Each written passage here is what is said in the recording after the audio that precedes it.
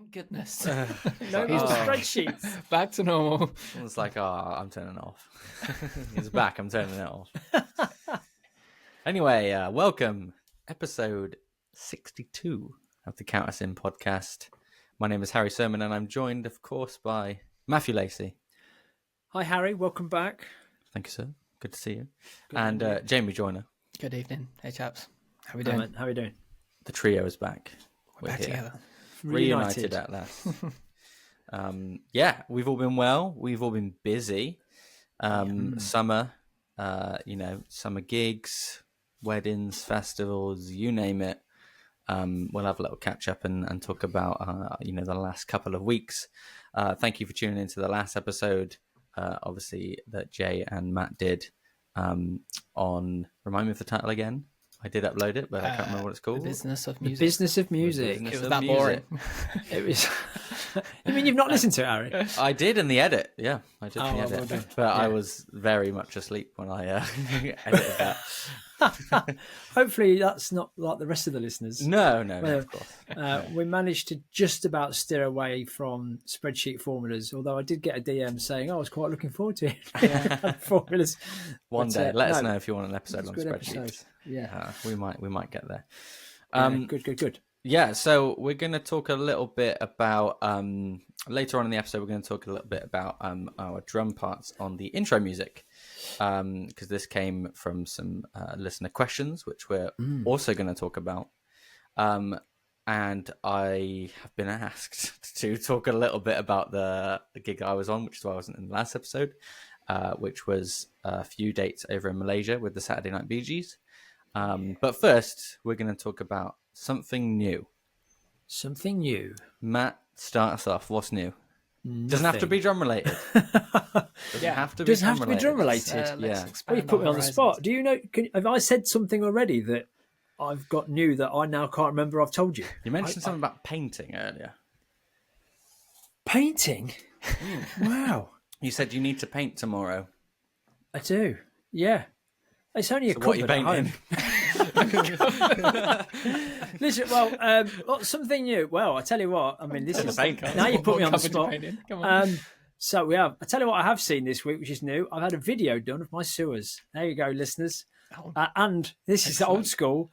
They're sending me a video. They're sending me the footage on DVD in the post. Yeah. Oh my gosh! So I'm like, I've got to buy a DVD player. Yeah, I would 100% have to buy a DVD player. If they did that. The reason being is that we are about a month away from having an extension on the house, and we've got to make sure the drains are done. So, which is why I'm making sure I've got to paint and prep cupboards to store everything in, because we're having the back of the house removed and some of the side and the chimney out of the middle. So I'm not sure where I'll be broadcasting from for upcoming episodes through October and November. That'll be something new then. Yeah. I'm kind of been prepping for having the house knocked about quite a bit, and unfortunately at the end of it there won't be a drum studio. I was hoping there might be, but that might come at phase 2, a little bit further down the line. But no, that's nothing drummy, although I have been getting half a new house. That's pretty half nice. A new house, which is which is soaking up all of my cymbal and drum budget for about the next 10 years. But I've been eyeing up, I mentioned before we came on, I'm eyeing up maybe trying a new brand of sticks, but I should say no more than that, and see where that comes, see where that leads us in the future. But yeah, nothing super geeky from me. Although, talking of sticks, Jay, I think you've got something in that lineup on the kind of something new. Well, yes, I have many sticks now. I had one pair, and I now have 12. Good. A brick. I have a brick of sticks. So yeah, that's my. What did you go for, mate? Because I know you kind of flitch between a couple. Yeah, I've been flicking between a few different beta models for the best part of 6 months, but I'd say the last 3 months or so, I kind of forgot about it, and then that was a good thing, because I just randomly realized that I was at a gig and I was like, I hadn't even thought about what sticks I'm playing, and this is feeling great. And so to me, I was like, well, there's my answer then. If I'm just playing it. these, and I'm used to it, and I'm feeling good, then just keep going. So yeah, I've got the 8As, Beta 8As, wood tip, and yeah, just got a brick of them to keep me going. Which, yeah, I mean, at this rate, I literally break a pair like every. I don't even break them anymore. Like I don't think I rim Retire shot them. enough. Yeah, they retire Yeah. after getting a bit worn down, whittled down, and Chiseled in the a middle. bit grubby. Yeah, yeah. So well loved, well played. So yeah, I've got some fresh ones lined up. It should last me well over a year, I reckon. So Yeah. you can see them. Pair a month then. Top of my Give or screen. Oh yeah, there they are. Yeah. Yeah. Oh, there we are, yeah. Yeah, I think maybe one pair will last me about 6 weeks, I'd say. Yeah. Maybe more. I don't know. Depends on gigging season and if Yeah. I'm practicing or not. So Yeah.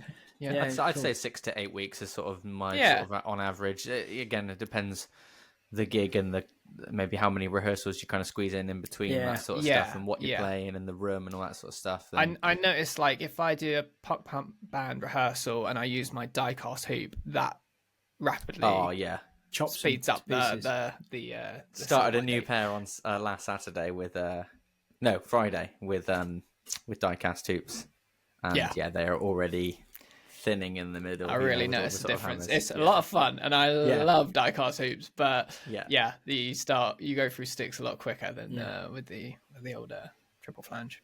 Yeah, Yeah, cool. Shame. Oh, well, that's good, man. But yeah, Yeah. that's my very exciting news. Is that I have New more sticks. Hey, we've all got to geek Sticks out are about just the sticks. best. Yeah, you can't. H, get out sticks. what about you, man? Yeah, tell us about your trip that you had. Yeah, so I went to No, stop by. did you got something new? No, sorry, I meant trip to a drum shop. Oh, I'm sorry. Yeah, I Yeah, thought you were going back to Sorry, trip. not that trip. That The trip trip. too. But yeah, It's let's another do drum shop well-rehearsed first. episode. We do it live. Yeah, we do it live. I stopped by Graham Russell Drums for the first time on the weekend. I had a BG show in Eastleigh, which is not far from Fareham, where the shop is based. Not quite Malaysia, but you know. No. So this is your first gig since Malaysia, then? First gig with same them band. since Malaysia. Yeah. I was out the night before on a wedding, and the weekend before that. So I ended up going down. We had to be there at something silly like 3 or half 3 or whatever in the afternoon, and we were on at 9 for like a nice long hour and a half sound check in the. It's essentially a festival with 3 stages, and our sort of stage was the later stage. So we got a nice hour and a half sound check, and we were sort of done by 5, and had some food and sort of chilled out and whatnot. But yeah, I went down a little bit early. I thought, well, I'm going all that way. Why not go an extra 20 minutes and stop by the shop? Firstly, amazing shop. If you've not been, you gotta go. Yeah, I haven't been yet. It's I'll definitely fantastic. go. It's That'll be cool. ginormous. It's got everything you need. All those. I was trying to think like what are some of those little tiny bits and bobs that that you like a £5 online, and then by the time you've ordered it, it's 10, 15 quid because of delivery and whatnot. So I was trying to rattle my brain and think, but I knew I needed a new snare weight because I left mine at a festival in July. So I got a little M1 brown one to go with my others, and a new resonant head for my Gretsch, my 60s Gretsch, because I've got just a standard Ambassador hazy side on it, and being a vintage drum that's sort of slightly wider collars, it just doesn't sit comfortably. It's very tight, and then sort of in the snare beds it's very, very loose, like you can poke it even with full tension. So I've got a classic fit now, which is obviously bigger, should be a bit more snug, should be more even tension, and I'm going to put that on tomorrow. I did also take some cymbals to trade in, that I also bought something, but I'm not going to say too much, but I'll just do For our viewers on YouTube. Yeah, for the we'll have viewers to on YouTube, tune in. have a little look at that. But yeah, traded in a few bits and bobs, some 16-inch crashes, and yeah, got a pretty good deal. Right. So Cool, man. just like with the sticks, I'll share more at some point. Yeah, cool. So yeah, To that. lots of new things. Lots of new things. Very good. Yeah, Wicked, man. Wicked. Oh, wow, that's. I'm looking forward to that. yeah. Well, Harry, you've done a fly date, I believe, is what they call it in the They call it in industry. the biz. Yeah, You got on a plane and you flew half across the world and turned up, and there was a drum kit ready for you to play. It was. That's pretty cool. It was. Pretty Yeah, it was awesome a nice kit. kit. Yeah. Yeah. So give us the breakdown on who it was with. You've alluded to it already, and then what I know you shared a little bit in terms of what the backline might be. What was the kind of itinerary, and when you got there, what did you end up playing, and how did it go? What was it all about, man? Give us the lowdown. Yeah. So I'll try not to talk the whole time. Anything you guys want to interject, please. Yeah. I'm sure it'll be very boring for anyone who just wants to listen to my voice, which is no one. Got to make up for last episode. Yeah, sure. So yeah, we had Saturday Night Bee Gees tribute. They've been going for 20 odd years as this band, and then the organizer of the band and sort of leader, manager, whatever you want to call it, he was also Robin Gibb. If you don't know the three Bee Gees, Barry, Robin, Morris, he was also in another Bee Gees tribute for probably 25, 30 years before that as well. Brian's in his 70s now. Did a competition with the Bee Gees back in the day, like a radio thing of like who sounds more like the Bee Gees, all that sort of stuff. So I've been playing with them on and off since 2019. My first ever gig with them was in Beirut in Lebanon, which was quite fun. 36 hours there, just get on the plane, get straight to the venue, play, and get straight back on that plane and go home. It was pretty wild. So yeah, essentially we had two shows, the 30th of August and the 30th of July and the 1st of August, Thursday and a Friday, at the Zepp Theatre in Kuala Lumpur, 2,500 cap. First night sold out, second night 95% is what we were told, and I couldn't see any seats basically from where I was at. So yeah, we had to fill out a little, I sort of did like a little tech spec, just to sort of make things easier.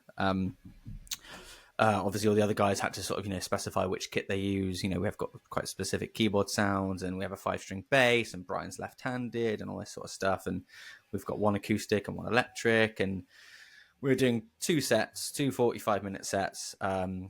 They wanted us to have a local percussionist. So we had a local percussionist called Ashley, who was fantastic. She was amazing. So she was to my right. She had like two congas and a splash and chimes and shakers and all this sort of stuff. And cool. It was fantastic. So I did like a little itinerary thing, just my standard setup. I wasn't like, right, 3 rack toms, 4 floors. I wasn't going to go crazy. I was just like, this is my standard setup. It looks like this.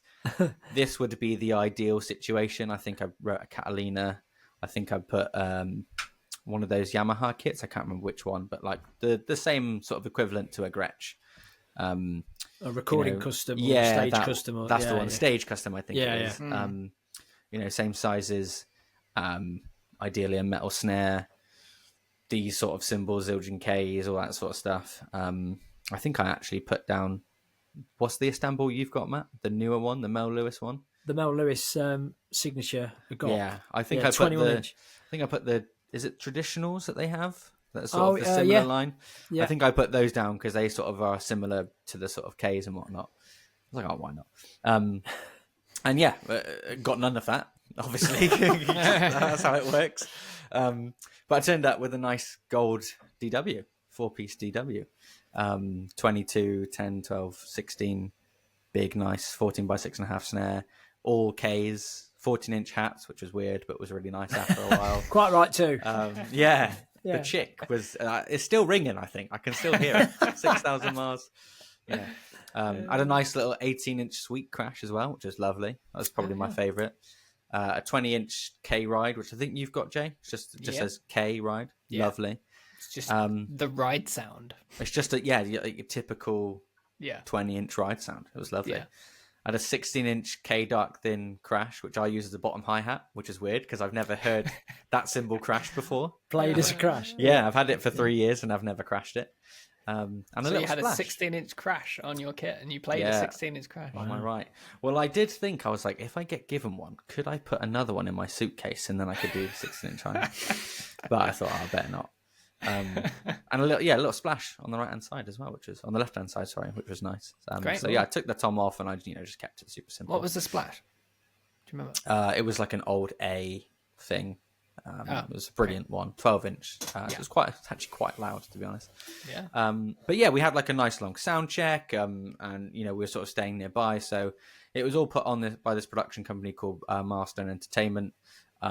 So yeah, we got like the whole, we'll this is your lobby call, and we'll pick you up here, and we'll take you to the venue, and then we'll get you straight to sound check, and you've got a dressing room with food, and then we'll bring you your dinner at this time, and you need to be at the side of the stage for this time. And we did meet and greets after the shows as well, so we'd finish and sort of call off 15 minutes, and then we'd go out the front with this massive banner and meet everyone and have photos taken and all this sort of stuff. And did anyone want to? Sorry to interrupt. Did anyone want to meet the drummer from the Bee Gees? Quite a lot of people. They all just shook everyone's hand. But cool. I mean, I'm clearly not dressed like a Bee Gee. I was wearing a black shirt and black dickies, So no one was like, "You're Harry Sermon from the Countess in podcast."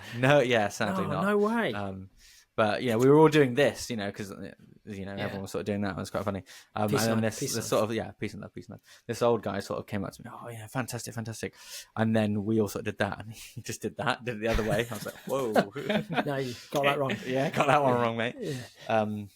But yeah, I mean, it was funny. We were, we were all laughing. It was very, very weird and quite uncomfortable, to be honest. But you sort of, by the second time, you sort of lean into it a little bit, I guess, and have a bit of fun. Yeah. But yeah, I don't know. It's really interesting to see the sort of impact, because that sort of stuff, obviously we're a tribute show. I generally don't think they realised that, because in the interview and stuff like that, I think there was something lost in translation where they thought that Brian was in the Bee Gees at one point, and this was like a celebration type show, which is not the case. Not the case at all. But we're not going to burst that bubble, of course not. Go with it. Yeah. Yeah. So but yeah, it was a bit crazy. And then I don't know if either of you seen it, but we got a really good photo of us on stage with sort of the audience and the house lights up and stuff like that. And we had to also, I forgot to mention, obviously we had Ashley with us, the percussionist, but we had Erin, who is sort of a local sort of famous singer in the city, come and join us she sang a song, I think Woman in Love, and then she joined us for Guilty, which is a Barry Gibb / Barbra Streisand one. Great groove, and I think there's a few bars of 5 or 7 in there. I never really figured the math out, but cool. Well worth a listen. Nice, because it's like a proper like Gadsden sort of slow. I think it could even be Steve Gadd on that, to be honest. But really, really good fun. And yeah, that was it. Yeah, 2 shows, 2 meet and greets afterwards, and a sort of interview thing. And we had a day to just sort of enjoy the city on the Saturday, and then back home Sunday. Well, man. Like Did you find? I didn't know about the percussion. Did you find yourself liaising with her in terms of what you played, or did you find yourself playing differently because to leave space for the percussionist? How did that? Because that's a very specific. Not being the only percussive instrument, when you've got to be careful not to tread on each other's toes. But yeah, for sure. Was there much prep for that, or much thought gone into what you might do differently, or was she there to fill in around you? So yeah, to be honest, not really. No, there was no real prep, because without going into too much of the behind the scenes stuff, I mean, if you listen to any of the Bee Gees stuff, there's a lot of percussion in it. Yeah. There's a lot. You Should Be Dancing has got congas and all that sort of stuff, and chimes and whistles and the whole way through. So she had done her homework and learned all the parts and had stuff written out and had an iPad next to her and so on. So we didn't really talk about a lot of stuff. We had a bit of a chat about, which stuff has got click track on. There's like an intro that's sort of like a medley of a couple of songs. And a few like songs like Staying Alive and Grease and whatnot have got clicks on. So when we were sort of discussing after the first sound check, she was like, "Oh, yeah, I think I should get your click track and all that sort of stuff." And in my ears, because we were all the back row were pretty much on ears. And we were on big risers, so it was fairly sort of far apart, Yeah. But yeah, no, not really a whole lot of discussion. It was sort of like we played through the first sort of couple of tunes in the sound check, and it was like, I don't need to go over and say anything, really. Yeah, like, just cool, just work. Yeah, and she was like, I'm not actually really like percussionist by trade. She's like, I play cajon and sort of a bit of kit, I think, and percussion is sort of something I've sort of built secondary. Yeah, she was absolutely incredible. Like, you'd never know. So yeah, no, not a lot of prep. She'd clearly done the homework. So the prep was done by her, which was fantastic. Where we didn't really talk about a lot of it. I was just like, "You're amazing, and you sound great." So Yeah, cool. Oh, good man. Yeah, and the kit. What heads was on the kit? Was it?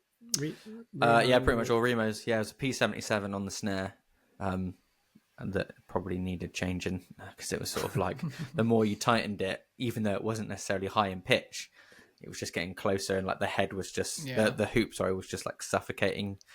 You know, when you can kind of almost see the bearing edge a little bit popping through.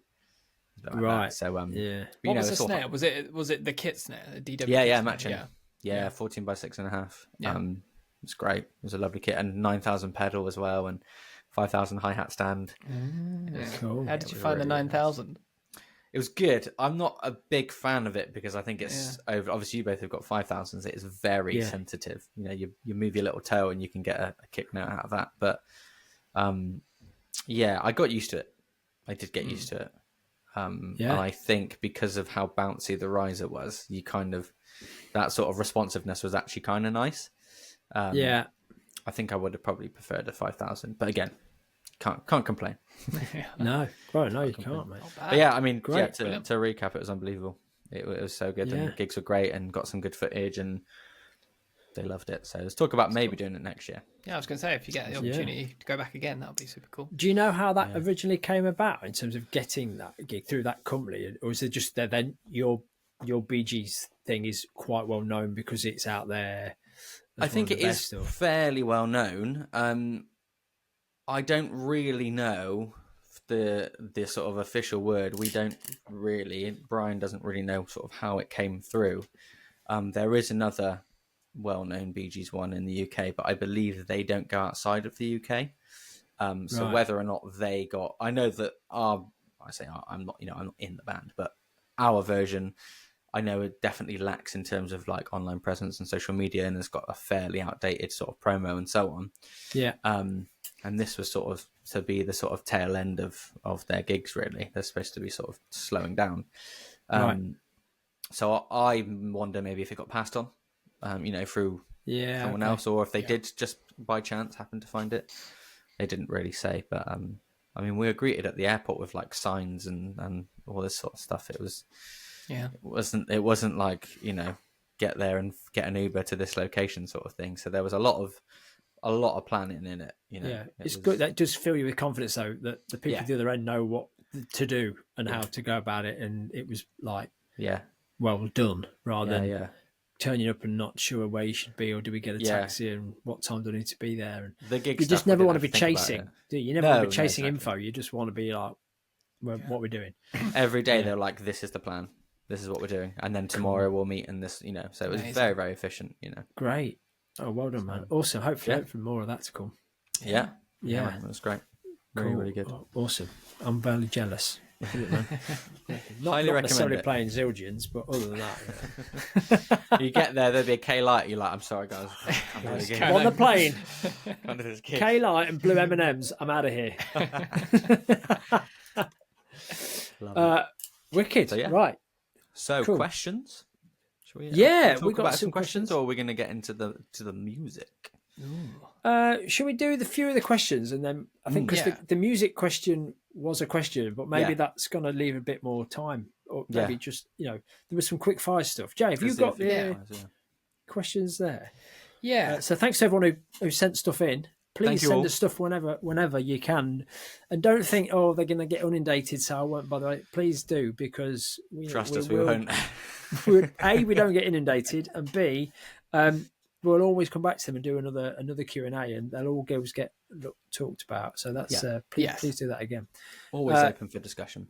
Yes, thank you. It's good because we have had a raft of kind of newer listeners who perhaps didn't hear the last one. So always good to reiterate.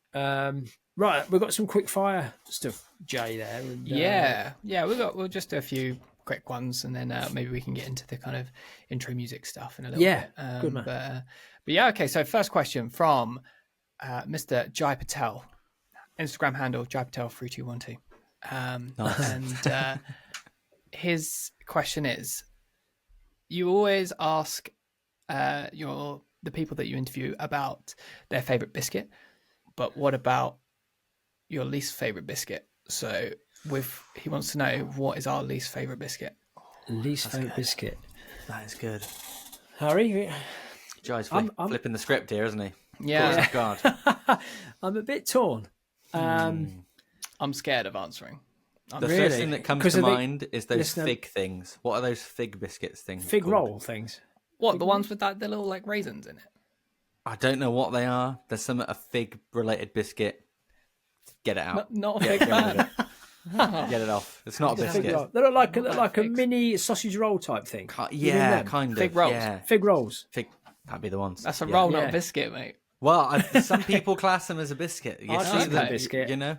Oh, you do? Oh, fair. Well, I wouldn't go near them, so I wouldn't. Is what I'm saying. I wouldn't go near them, but I that's wouldn't what comes to mind. to be fair. I'm not a big fan of custard creams. I'd rather go with a plain biscuit than the custard cream. I just find them a bit vanilla-y and a bit sickly. But then again, as I alluded to in AJ's episode, I have been caught off guard by a hobnob and like getting stuck in my throat. And wait, it's a choke hazard. As a choke hazard. Yeah. You're saying hobnob's one of your least favourite biscuits? Yeah, because I end up choking on them. It's just. Joe's question could end the podcast. You're not dunking them enough. If you're maybe I'm not even dunking them. Maybe I'll have a biscuit, and it's wow. No, so I'm wary of a hobnob at all times, but I'm not a big fan. Given the choice, if I had to choose between a custard cream and a hobnob, I'd probably go hobnob, and sideline the custard cream. Yeah, but that's the two that come to mind as like, not for me. Jay. Is this going to cause your? It's a bit controversial, but the backlash. It's the chocolate bourbon that I just can't. What? I just can't do. You're joking? Yeah, I know. I was going. That's my favourite. That's my top of the list. I can't believe this. Well, the next episode of the Counting Podcast will be me and Harry. I've got a new think of the podcast, backlash that we're going to have on the Instagram. You can't be doing a bourbon. No, I think I've got a thing against like artificial chocolate. I think it's like I'm a purist. I love chocolate, but I'm also, I mean, I'm not the biggest fan of ice cream, but particularly chocolate ice cream is like the bottom of my list. I'm like, I don't want a chocolate flavored thing unless it's like, I don't know, really fancy ice cream. Premium. Yeah, premium stuff. I don't know. They just taste a bit dry, a bit like kind of wannabe chocolate, but not quite. I always get a bit disappointed, and I'd much rather a custard cream, to be honest. But dunked. Oh. Well, that's we can fix that, because I'll send you my custard creams, and you send me your we can trade. Yeah, we'll be quite good at a party. Yeah. Right now, obviously, a fig isn't technically a biscuit. We all know that. So I'm going to go in and actually say a proper biscuit is the rich tea. Oh, okay, yeah. Biscuit. Because it's like eating a cardboard box. Yeah. You can't have it by itself. No. You have to have it with something. If there's nothing else, I will eat a packet of rich teas. No problem. I got no problem with that. But they've got to be severely dunked. And you know, like you got to be careful though, because they will just come off in your tea. They will go. Yeah. That's when a rich tea is at its best. Is when it is just before. Soaking. Yeah. And it's just at its hope. Like when when you leave your recycling out and it pours down. And it's just wasting away the cardboard boxes. That's when a rich tea is at its best. Yeah, so that's my biscuit. I mean, I'm a big fan of just the plain digestive, because it goes with everything. Yeah. Cheese on it. You put cheese on it. You can go sweet. You can go savoury. You know, I probably wouldn't go savoury, but really not. Oh no, I'd do Stilton on a digestive. Is tea classed as savoury? Cheese? No, tea. Oh yeah, tea. Yeah, if you're gonna dunk it in a tea. Yeah. Well, if you have 4 sugars in your tea, then maybe not. No. Yeah. Purist. Wow. Who'd have thought? A straightforward. Welcome to the quick fire round. Yeah. Jai, what are you doing? What else have you got lined up for us? I'm scared. Yeah. Right. I'm not going to read out Stokesy's one. Mark Stokes sent us a question. We're not answering that on air. No. But if there's an abrupt end to the podcast one day, you know why. Yeah. Let's consider your question answered. Right. Let's get to some drummy related ones. Okay. So we got 2 similar ones, and I think they're kind of in the same ballpark, slightly phrased differently, but interesting. We got very similar questions here. Friend of mine, Dave Morris. Instagram handle, my name be Dave. He asked, Great. "What's your best? What is the best drum only intro?" Mine is "Rock with You" by MJ. So over to you guys. What is That was he phrased it as what is the best drum only intro? So what do you think best. is like the king of drum intros? Drum only meaning starting with just the drums. I think so. Yeah. Judging by saying his favorite is Rock With You, I would say. Yeah. Yeah. J.R. Robinson. On Yeah. that, That's a isn't pretty it? strong contender, I've got to say. Yeah, Like, it is. I've accidentally played that, and people have turned around and gone, "Oh, rock with you," Yeah. and I've been like, "Oh, yeah, I just Yeah. played it. I didn't even realize. Like, I'm just testing my snare." And if you can play a drum fill which non-drummers instantly recognise, and thing. off the back of that fill, people are starting to come onto a dance floor. I mean, King. that's pretty high up there, isn't it? And you can get it printed on your signature ride symbol. Really, Gangster. yeah. Yeah. Pretty cool. Other than that, Harry, have you got any other drummy type intro? Personal favourite, I don't know if people would say it's the best. So maybe this Okay, doesn't really I was answer going the to say that's question. the next question. Okay, all right, okay. Your favorite Well, is I'll leave a that different then. one. So Best. Yeah, it's hard. I mean, maybe something like Rosanna's pretty. You know, that's yeah, that's pretty up Yeah. there. I was going to say I can't that. think actually. of any other drum. Billie Jean. I was going to say that. Yeah, That's another one. it's just how simple. Yeah. It's only because, like, obviously you guys probably play it at gigs as well. You just start playing it, and I don't know if it's the tempo or just that beat. Just people know it instantly, Yeah. and within 2 seconds, everyone's like, "Oh, this is amazing!" And they're all on the dance floor. And Can't stand the song, but Superstition. yeah, Yeah, that's another good one. Yeah. Get in. yeah, that's iconic, isn't it? Yeah, I Not on the same level. Vultures, drum man. I was actually going to say Very, that as very well. much I was like, yeah. "What's that? A snare hit?" Yeah. yeah. Literally one Oh, note. yeah, it's one note. That's why I think Probably it's great. shortest, would it be? Yeah. Shortest, just beat 4. a couple of in terms of best, a couple of Yeah. maybe more iconic ones. So Levy Breaks by Zeppelin, mainly because it's that it sounds like he's double playing, but it's the way it was engineered Yeah. and what they were Room. doing with relative. Was it 70, 71? When they were literally using room mics to get that Yeah. that Up a ambience. staircase. Up the staircase. Yeah. In terms of how they got that sound and mechanically what they the effort they've put into to get that Yeah. sound. I think that makes that a kind of best one. Yeah. But then Police, Regatta say de again. Blanc. Police, Regatta de Blanc. Yeah, Mhm. yeah. Classic. With all the delay that everyone thought was Copeland playing it, but is It's a just delay. they've all gone and bought their echo Space pedals, haven't Echo, they? yeah. And Fall in the Rain by Zeppelin as Of course, yeah. Yeah. which No, is that's not drum intro. That's got piano. no, yeah, that's yeah. got drums in it. It's yeah, an epic part, but It's yeah, epic part. It's not technically just got piano drums, in is it. it? Just Yeah, starts that's a all good in. point. I was going to say, Crunch. Do you know that song? Led yeah, Zeppelin song? that's The Crunch? also That's sick. good. Yeah. Yeah. I was going to say My Hero, Great. Oh, yeah. Yeah. though that's Yeah. technically 2 drum parts as well, isn't it? It's Yeah. 2 Yeah. layered Yeah. 2 Boom, boom, boom, drum boom. kits. Gab. Yeah. I've had to play that live. It's quite interesting to work out which bits you're going to use from which. Yeah. Do you Yeah. play it with Tom? Any of you guys play it with Toms? Or- Yeah. Yeah. Yeah. Mainly all kick for the main part, and then the tom bit for the second. Boom, boom, Kind of boom, have hi-hat, boom, boom. like, Yeah. chugging Okay. away. Keep the hi-hat chugging away. Yeah. Yeah.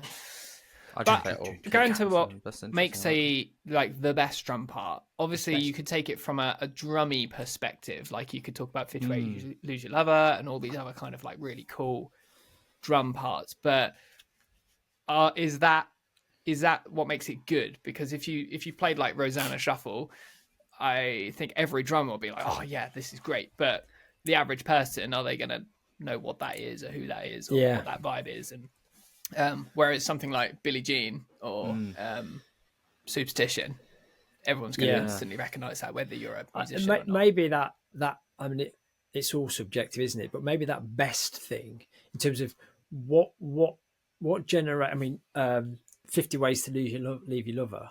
Another great one. Yeah. So what has the most impact, but actually at the same time is relatively simplistic? You know, it's like Billie Jean. I mean, Yeah. massively impactful. Like you say, that tempo and everyone and the way that the sound of the drums themselves, people knowing, oh, dude, we're off. You know, you know, and you know you're going to get 4 or 5 minutes of like awesome groove. Maybe the fact that is just literally dum ga, but has far more emotional impact on a much wider audience. Makes it the suspense of the bass line coming in. Yeah, like, I think that's a big thing. Okay, here we are. You know, everyone knows when it's happening. I'm coming out by what are they called? Oh, Pointer Sisters or Sister Sledge. Yeah. Dinah Ross, wasn't it? Yeah. Obviously, again, vocal and guitar. So also written by Nile Rodgers. Yeah. But again, a great drum intro. Yeah, I'm singing them all here, aren't I? Yeah. No, they're all great on a drummy level. Come together, yeah. Oh, that's kind of got the bass. It's got vocal and bass, yeah. Blimey. Has Ringo got any great intros? He probably does. As in, like, he starts it off with something. Nothing that I don't think. All those great parts Ringo played. Deathly silence. I mean, what the question is, you know, has he got like a Billie Jean? Has he got just drums? Just drums. Yeah. I heard Get Off of My Cloud, Stones. Have you heard that? That's just Charlie on his own. That's great. What's that Beatles song? That's rock and roll. Yeah, especially because it starts on the end of the 3, and everyone thinks there no other one is, and because he's copying a kind of Chuck Berry guitar riff, isn't he? That's right. Yeah. She's American, the 1975. I was going to say that as well. Yeah, I don't know that one. But, I mean, we're just listing off great. We're off. Sorry, we could do this whole episode. Thanks for the question, Dave. I mean, it's all best, isn't it? But I guess it's that what works in drummer world compared to what works for the people. Yeah, Rock With You, Billie Jean, Superstition, like just Billie Jean, maybe. Because the backstory being Quincy Jones has just stood next to J.R. Roberts to say, we need something, can you play something here that's going to be instantly recognisable by millions of people around the world? Yeah. Walks across the room, hits record, go. Yeah. Go. And then that's the first thing that came to his mind. And you're like, I think life there, that one's a really, like, the Rock With You one's quite a unique one as well. Like, I think it's not like your standard. Like Billie Jean's very like simple. Rock With You is simple, but it's kind of got something to it, which kind of I feel like. I think what's great about it is you can't really predict what is going to come next. You can go, it's going to get you could go into a completely different beat. Yeah. But the fact that he just goes into like standard like disco 16th. Yeah, it's almost very separate from the song, isn't it? Yeah. He doesn't play it again, I don't think. No. So, I don't think it's any other than a. There's not a lot of later on. In the song. To go back into the chorus. That's it. Yeah, like, no crashes. So it's literally just like he's come up with a cool fill and just slotted it on the front of the song, and that's become it. You know. Yeah. Very cool. Yeah, it's still interesting stuff, isn't it? Good drum parts. You know. Yeah. Next question. I think we've probably covered the second question then, which is what's your favourite drum intro to a song, which I kind of threw in there as that's like separate to what is the best. Well, I don't know. Yeah. Maybe you think differently. I think we've mentioned a lot. Feeling This by Blink-182. Love that intro. Smells Like Teen Spirit, Nirvana. Smells Like Teen Spirit. Yeah. I haven't mentioned that yet. I mean, technically now that counts in the Air Tonight, I guess. Yeah. Because there's now kind of like later. That's probably the most famous drum fill, I would imagine. Yeah. I would probably argue. Yeah. Yeah, I can't think of any. I think we've mentioned quite a few, haven't we? I can't think of any. There must be a couple of like Beatles ones, but I can't think of any that are kind of drummy orientated to start with. But maybe that's the point. Maybe the fact that they don't stand out as a drum part, it's just they're all great songs, aren't they? Yeah. You know? Yeah, cool. Yeah, Zeppelin ones and all sorts in there. Some great tunes there. Yeah. Make a list, a playlist. Oh, I think there's a couple. There's a Motorhead song called. Is it? It's basically full on double bass. Oh, Overkill. Overkill, yeah. Yeah, great. Which is pretty full on, which is great. I was speaking of double bass. Follow You Home by Nickelback's probably one of my favourite drum intros of all time. Great, really, really cool. Double bass part. Yeah, that would be mine if I answered that question. And there's a live version from Queen of Sheer Heart Attack from their Live Killers, and it's it's on the album version, it's all very overlaid, but on the drum, it's mega fast. It's near the end of the set, and it's and it's like really sloshy pop punk before pop punk was a thing. And it's just bass drums on all and every other eighth note, and it just keeps, and there's like mega fills in it as well. But it's and he sings a lot of it as well while he's playing it, and it's like, oh right, blimey, we're near the end of the show, and he's now smashing this out, and it's pretty. I like Tears that by the Police. That's another one just came to my mind. Do you know that song? Yeah. That's Yeah, great. yeah. Just like a bar of flams. Yeah, and pedaled left hi hat as well. Nice. There's another. It's definitely you could definitely make a playlist. I think that would be Yeah. a really cool thing to do, is make a playlist of drum intros. You could Maybe we should do a counter-synth playlist for Spotify. Yeah. Well, I said that out loud. Oh, yeah. I'm sure people will DM us if they hear this with their best stroke favourite. I would love to hear some more of them, and we can add it to our playlist if people have, let's do that. That'd be great. We've missed. We've literally mentioned so many, so I'll be really really interested to see if people have got other ones. That it'd be interesting to know if people can really take the trouble, come back to us with what they think defines the best drum fill, rather than a favourite. Objectively, what makes a better drum intro, or they're the best ones as opposed to one of their favourite bands, for example. Yeah. Well, that's a great question from Dave. And Thanks, Dave. The version of it that was what's your favourite drum intro is from our friend Billy. And so, big up Billy. Yeah. Good old Billy. Who plays for Chris Barris, and he's got some tasty drum sets. I bet he's got some tasty drum intros. Good on you, Billy. Yeah, you went to see him recently, didn't you? Fairly recently. Yeah, fairly recently. Yeah, I went to see him in Leicester, and I went to see him over in Nottingham when he was on his last tour. And he's kind of the newer stuff they're playing on the newer album. There's a little bit more of a kind of electronic vibe in it. So he's got some triggers as well, and he's using a second snare a lot more. And nice. He's busy, and he's playing double pedal now as well a lot more. Yeah, so, excellent. He's Thunderfoot. Oh, yeah. Double Thunderfoot. Yeah, Thunderfeet. Yes, plural. Yeah, cool. No, that's great. Yeah. Well, Thanks the final question then, which kind of leading on to our intro music a little bit, was again from Jai, and he's just asking, what was our approach to recording the Counter-Sin intro music? So I don't feel like we need to go into like a crazy amount of detail, with all the recording process and everything like that. No. But I think just if we sort of just, because for those listeners that I don't know, maybe people don't know, but the intro is 3 separate takes of the same track, but one with me playing, one with Matt playing, and one with Harry playing. So we've all kind of recorded it ourselves with similar recording setups actually. When we recorded it was all with the same sort of equipment, but they are all slightly different, and we didn't know what we were going to play either. We kind of, I remember when we jumped on, we were like really excited to hear how we'd all interpreted it, and what we ended up playing, and even though I do think they're all in the ballpark of we're just grooving along to a loop, you can tell that they're different. It would be cool to maybe, Matt, did you say that you've got a way to play them? Let's or see. Just some little clips. So I think, I think to be fair to Harry, so for everyone that doesn't know, so the music that you hear, Harry wrote, and he had that and was using that and had written that himself. Is that right, Harry?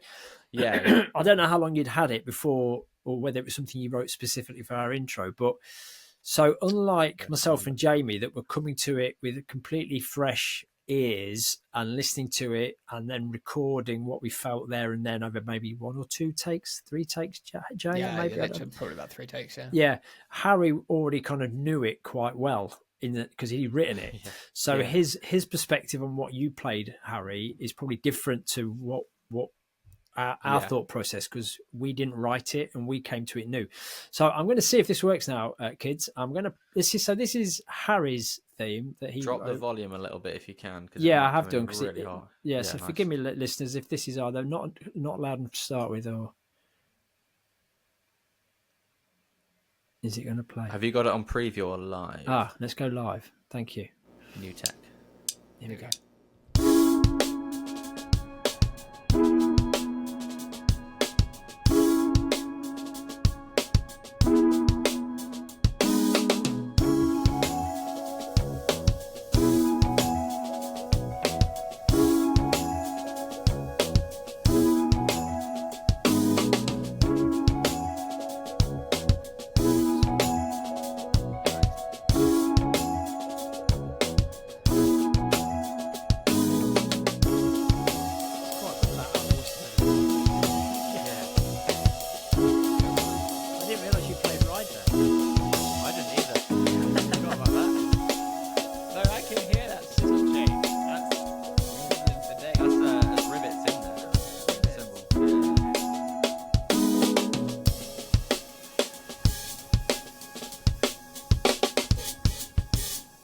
Those barks on the end. Biss, biss, biss. Awesome, man. That's cool. I haven't heard that in ages. So, I mean, I know, Harry, you're kind of not massively, you've not taken that, what shall I play for this? Because you were already really familiar with it. But did you have in your mind's eye when you wrote the melody, what your approach was and the tuning that you chose, or was it what you got on the kit? I think I had the chords and that sort of top line first. And sort of intended to leave it like that. And then I sort of just happened to come up with like a bass line, but I didn't want to have anything that was like too indicative of like, well, you have to play A, B, and C notes, if that makes sense. Yeah. I think in that you can hear that I definitely I kind of follow it and like jump in and out. And I think that was all I sort of was really thinking. I mean, it's pretty obvious where the sort of backbeats are going to be. I think we all pretty much stayed to 2 and 4. But I quite liked the sort of that displacement sort of later on on the sort of the turnaround of the phrase. But yeah, I definitely less so from the part, but intended with like I think the sizzle would sound nice to just sort of instead of a crash to sort of tap and sort of sizzle over the bar with the sort of kind of blending in with the synth, the sort of pad that's in there. That's nice, that was definitely conscious. And then obviously going to the ride, that's the 21 staccato ride that's got 2 rivets in it. So rivets just sizzle, as you know, Matt, with your Mel Lewis, just sizzle so much more than a chain does, because it sort of just dampens the cymbal, kind of kills a bit of the resonance. But that was cool. I completely forgot that I had played ride in that other bit. That's obviously probably where we're talking normally. Yeah. Fades out by then, doesn't it? Normally. Yeah, it's faded out. We never actually get to the full minute. But, the bass line really for me was the sort of anchoring point for, okay, what am I going to play? And then the bit at the end was just like, just play something. And but you did a little J.R. Robinson yourself there. Nice little bit. Yeah. Should we play mine next? Let's just go. Because that's the order they're in. Let's see if it loads in there.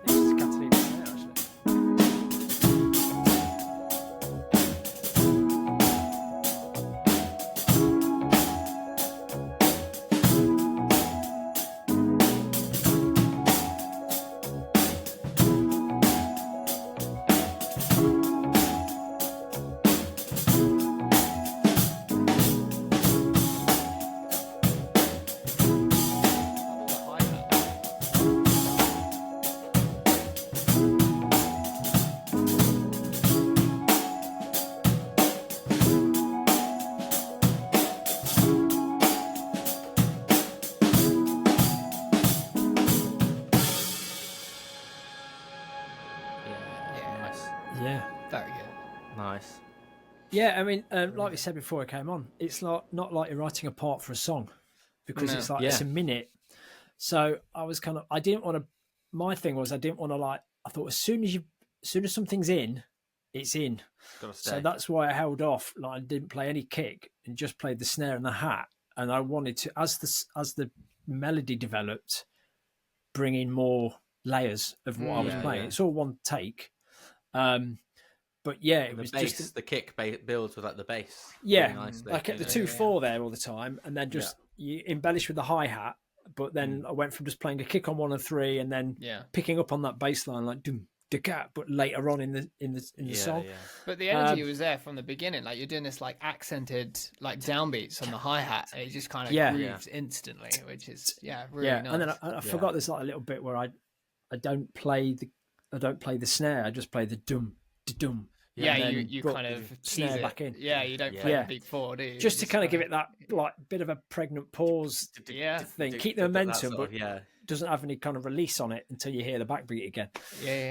Good. Yeah, but I didn't go like I just wanted to hear that, and I played that like sloshy hi hat at the end, just over that as it faded out because I wanted to just match that.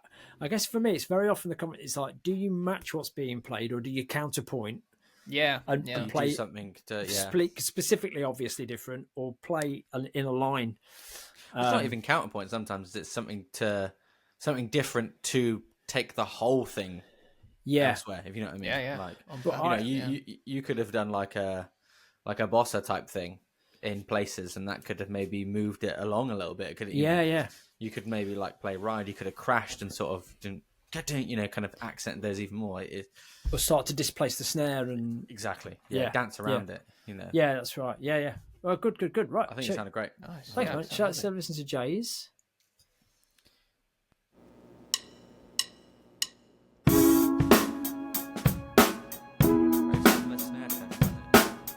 Yeah, I think Jay's is between mine and yours.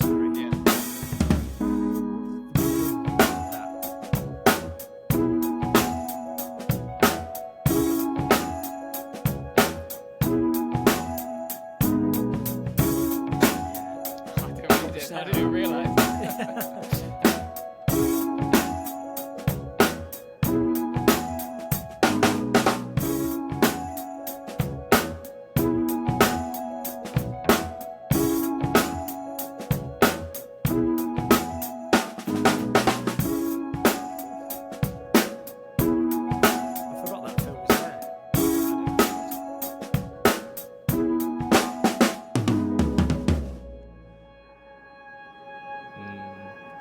Very nice. Yeah. So you stop when I stop, but you play on toms, whereas I play hi-hat. I finished on like what is it?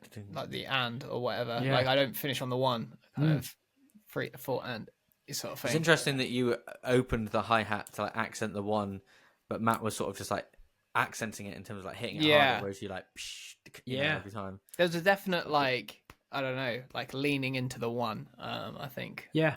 You could put like both of your tracks, like one of you on the left, one of you on the right, and it would merge really nicely. Yeah. Like there'd be different parts where you need to sort of split off, but it would merge really nicely. I also realised I only stayed on the hi-hat. Like there was a part of me that was like, I kind of wish I went to the ride. It felt like there needed to be an extra thing, but I think when I recorded it, I was like, I'm just groove and fill sort of thing. Yeah. And actually, it's quite, because it's a minute long, and that includes the fade at the end. So you kind of, whatever you're going to build into, you don't have the breathing room to go, I'll go to 8. It's not like I'll go to the chorus on the ride. It's you've got what you've got. And I was very conscious of like, the bigger it gets in terms of the bigger part or the more orchestration you play, you've then got to take that all away for the end. It's the further you go from kind of ground zero, you've got to bring it all back to a kind of conclusion rather than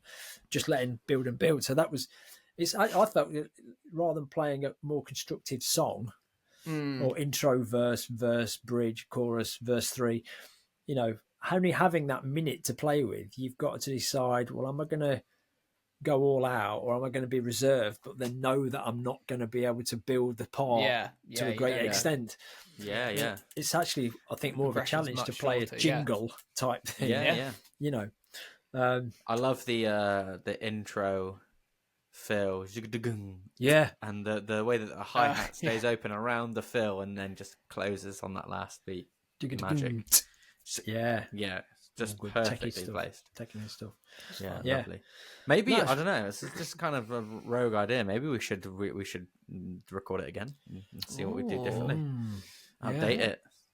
Maybe I could write a new thing. You never know. But maybe we could Do it again.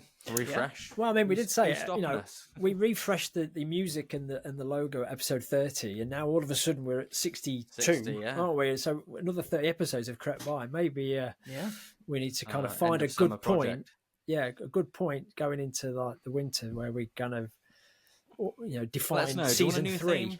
Yeah. Yeah. Do you want a new theme? Do you want a new drum part? Do you want to? Yeah. They're probably a bit fed up of hearing us play. Do every you week. skip the theme? It's fine if you do. Yeah, we won't know, be a lot of people sad. do. Right, own up. DM us if you skip the theme. Yeah. Some people are like, oh, I thought I got rid of this theme. Now It's I that just sit perfect like skip 10-second button or whatever it is that you get on a Skip on 30, Spotify. It's like, done. yeah, skip. I mean, obviously, I skip it if it's you two, but I listen to mine.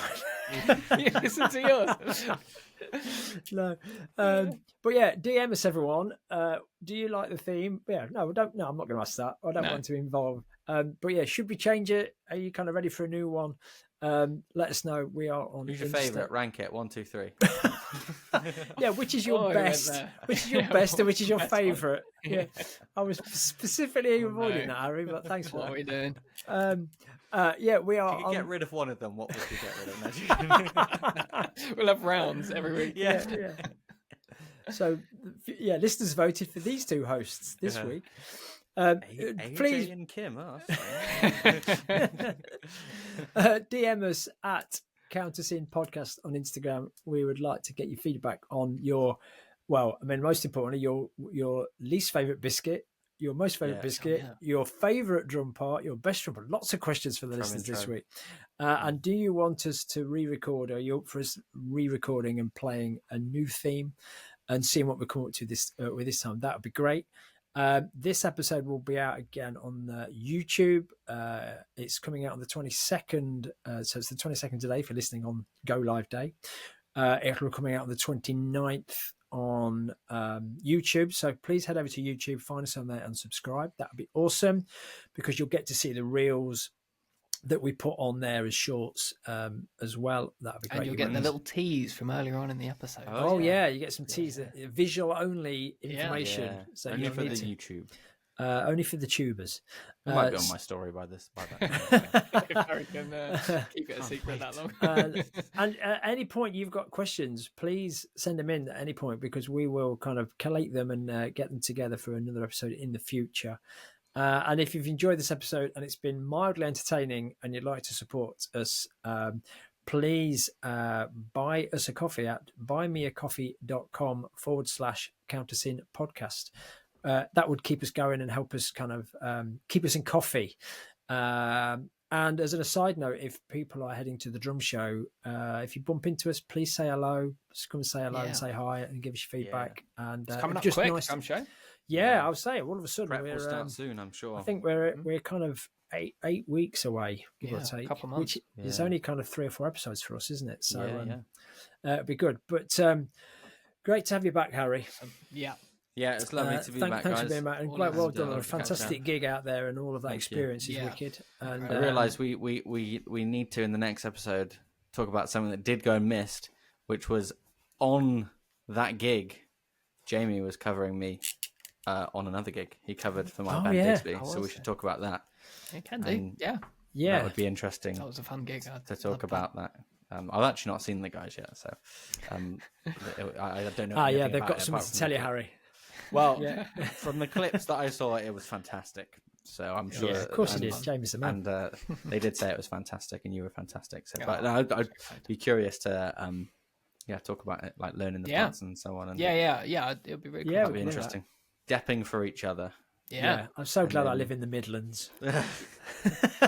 Just you wait. in If the I get a north, gig up there and I can't make it, it's all yours. Yeah, I don't mind doing the Malaysia ones. You know, Oh, get yeah. them out. Yeah. Bit more than the Midlands, that I think. Yeah, well, you know, it's if everyone else counts as the Midlands, it might as well be. yeah. North and around the bend of Midlands. Thanks everyone for listening. I hope you found it enjoyable. Cheers, guys. Yeah. Take care, everyone. Thanks all. We'll see you catch again you soon. soon. See you soon. Bye.